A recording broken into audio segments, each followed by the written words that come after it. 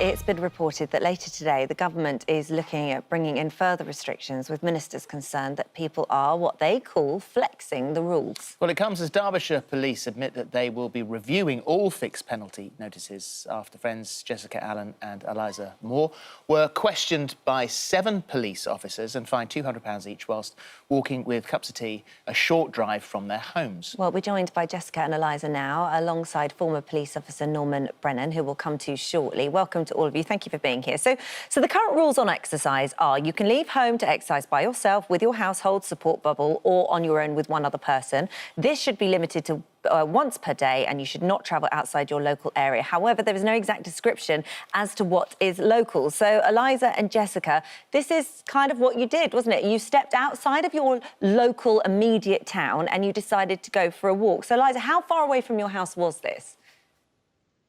So the reservoir that we visited was about 5 miles from home. It was about a 10-minute drive. OK. Why did you go there? So we'd planned to go for a walk last Wednesday anyway. That's something that we were going to do. And we'd learned from social media that the place where we live in a busy market town. It was really busy with walkers, as it has been throughout this pandemic during the lockdowns.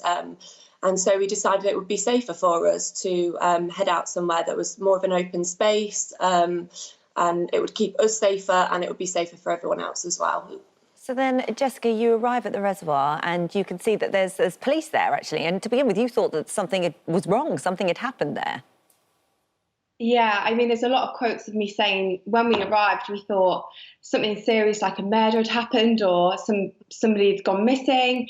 It's a place, like Eliza said, we visit it regularly, and we don't normally see anybody apart from a few swans and a few ducks. So to see something like this, it was a shock. So you both stopped off, I think, at Starbucks, got yourselves a drink because it was a cold day, so you got a hot drink. You both arrive in the car park separately. Yeah. And then did the officers approach you or did you approach the officers? So the officers approached us as we parked. We parked 2 spaces away from each other to ensure that we really were complying with social distancing. And the officers soon started walking towards our vehicles. How many of them were there? I mean, we were in shock when it happened. But sorry, go on, Jess. Don't we? Yeah, Sorry, yeah, there was definitely 5 that came to speak, but I think there was more. When we first drove in, there was a police van and there was a police car as well, and the men and women were stood around the vehicles, but 5 definitely came to our cars. So 5 came to your cars. Now, obviously, the police have a very difficult job to do, especially at the moment, and the rules are somewhat vague, and I imagine that makes policing incredibly difficult. What did they say to you, Jessica, then? What did they say was their reason for coming over? So straight away when they came over, they started questioning as to why we were there. The initial question was, were we friends, and where were we from? And we explained that we were two villages away from where we were, and we had come for a socially distanced walk and explained, that we were aware in the guidelines that we're allowed to travel to an open space. And the officers went on to tell us that we had gone too far out of our local area. As Eliza said, we were a short drive of 5 miles, and when we realised that there was on social media, people had made comments to say, even though we're in a lockdown, the town seemed, ridiculously busy. We felt that we were doing the safer option and complying with the rules by going to the open space, like Eliza said. How did they approach this conversation? How were they with you? We felt that... Sorry, Eliza, go on. No, I was just going to sort of repeat what you'd said about them questioning us. And I think ultimately their goal was to issue us with a fine. They were looking to find information that that they could justify that we'd broken the rules. Jessica, how was it done? So they went on to, once they'd done the questioning, they went on to read us our rights, which as two people who are law-abiding citizens, it's something that you absolutely fear. You know, I've never wanted to be on the wrong side of the law. And they read our rights and said that anything that we do say will be held in evidence and later relied on in court. And I just remember looking at Eliza thinking, you know, how has this happened? As far as we were aware, we weren't breaking any rules, and we we hadn't gone out to break any rules. You know, it's the last thing that we want to do, especially right now. And your cups of tea were classed as a picnic? Yeah. Oh, yeah. That seems to have turned people, you know, made people more, you know, crazy about the situation. That how I said, look, you know, we've come in two separate cars, we're socially distancing. I said, we've even brought our own drinks separately. And the police officers went on to say that, you know, you're not allowed to do that as it's classed as a picnic, which, you know, when did this happen? Well, Derbyshire Police... Rubbish picnic, actually, as a matter of fact. It was a cup of tea. I know, you'd be a bit disappointed, wouldn't you? Derbyshire Police Assistant Chief Constable Kem Mehmet has said that the actions of our officers continues to be to protect the public, the NHS and to help save lives. All fixed penalty notices during this relevant period that have been issued will be reviewed for compliance. All recipients will be contacted. So have you been contacted, and are you relieved that they are looking into this and that they might take it back? We're yet to be contacted about our fines in particular, but we did welcome the news that these kind of fines are being reviewed. And I would also just like to say that we fully support the police at this time. They've got an incredibly difficult job to do, like you said. And I think, you know, when it boils down to it, everyone is just trying their best. And yeah, it's a really, really everyone, and that's what we were doing on that day, just trying our best to follow. Well, thank you very much, both fair. of you, for that. I mean, it's fantastic, really. I suppose that Derbyshire Police have got at least 5 police officers who've got the time to stand in an empty car park, which is good. We've got the Health Secretary who has said that I absolutely am going to back the police because the challenge here is that every flex can be fatal. Priti Patel said we need strong enforcement. We've got Norman now. This is Norman Brennan, who's an ex-police officer. Norman, you have very little sympathy for the ladies. It's not a point of having little sympathy. What we've got to realise is that this coronavirus is actually killing people, and it's not killing 5 or 10 people. So far, it's just over 80,000 people are dead. Last year, I lost 2 loved ones. There are not many people that are watching this programme that don't know somebody that has died or somebody who is suffering. So the police, excuse me, are caught in the middle of all of this. What's actually happened is that the police have been tasked to challenge people. And if you're not travelling, and the rules are that it's got to be... Oh, Norman, I think we might have lost you. I wonder if you could still... Hang on a second. Hang on a second. We Norman, can hear you lost now. for a second. Go on. Just reiterate the last couple of words. Yeah, it's got to be local. For example, I live in Twickenham. I go to Twickenham Green every morning for my exercise. It's half a mile from where I live. Bushy Park is 2 miles away from where I live. I can go there if I wanted to, too. A mile further is Hampton Court.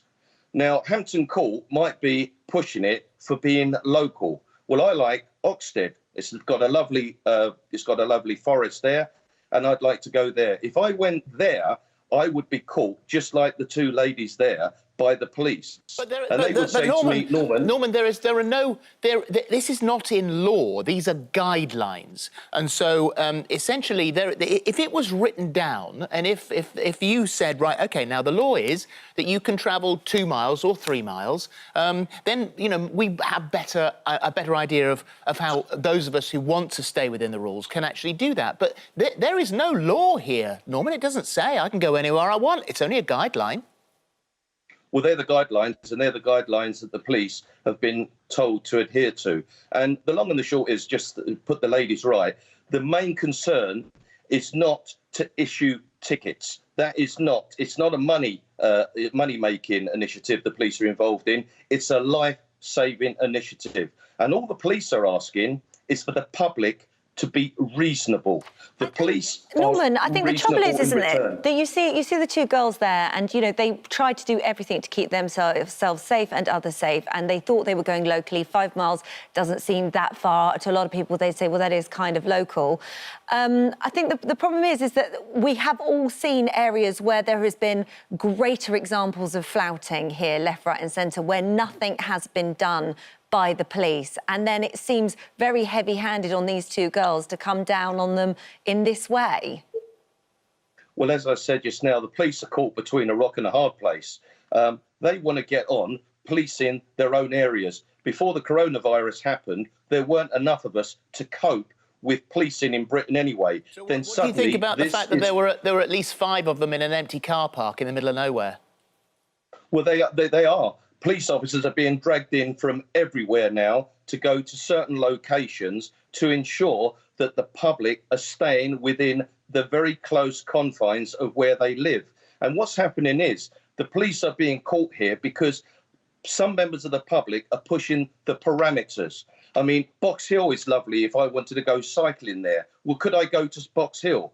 I could do, but the thing is that local to where I live? No, it isn't. It's about 28 miles away. Well, when people start going to Box Hill, Sussex, the coast is only just up the road. Is that going to be fine? Then it's a free-for-all. Now, let's talk about what this is all about. It's about saving lives. It's about stop spreading this virus, which is going to get even worse. The police are trying to save lives. It's part of their job. And the sad reality is, guys, is that too many people are becoming social media stars because what they do is they're belligerent, they're rude, they're repressive, arrogant, and unhelpful. And that often is the reason Norman, why some of them get tickets. Let's stick on topic here, because neither of these ladies are I think they any seem of very those understanding, things. actually, the two girls.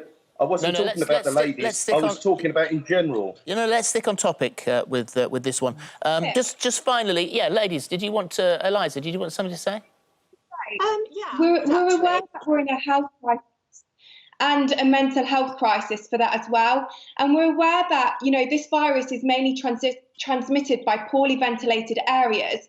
So for Eliza and I to choose to not to have gone through a walk where we're going to be bumping into people and to have gone to somewhere which we wouldn't have seen anybody, bar these 5 policemen and women, it seems a little bit unfair for you to say that. And the reason that we have put our story out there is that the amount of people that contacted us to say that if this would have happened to them, people are already anxious about going out, and for them to now be worrying that they're going to be going out, a lot of people are in fear of the police, and secondly, the financial pressure which so many people are under, now to be fearful that they were going to be hit with these fines. We actually had people contact us to say that if this happened to them, they would actually be a step too far for them. And that's the whole reason that Eliza and I wanted to make people aware of this. A, to protect them. If this is the rule, we do all need to follow this. And secondly, if this has saved one person's life, because we all know that so many people are... Is it, hang on a sec, I hear what you say. Is it unreasonable for the police to ask the public, because we police with their support, to play their part and work with us rather than against us? Stay local, save lives, work with us. That's all we're asking. Guys, unfortunately, we're going to have to leave it there. We're going to have to leave it there, ladies. We're going to have to leave it there. I just want to clear up one thing, if that's all right, Norman. You said you lived in Twickenham, but the strap's saying that you're in Weymouth. Why are you there? I moved properties from Twickenham yesterday to Weymouth, and that is one of the exemptions. I didn't say I was in Twickenham because I'm in Weymouth. No, absolutely. No, that's right. We just wanted to make sure that no one started having a go at you, that's all. I wonder what it is. Totally understandable. Good to clear up. I play my part. I wouldn't take the mick out of the rules. No, 100%. All right, thank you very much indeed. Thank you very much. Right, well, there you go. What do you think of all of that? We'd be looking forward to your calls and your tweets and things. We'll keep an eye on social media to see what you've got to say.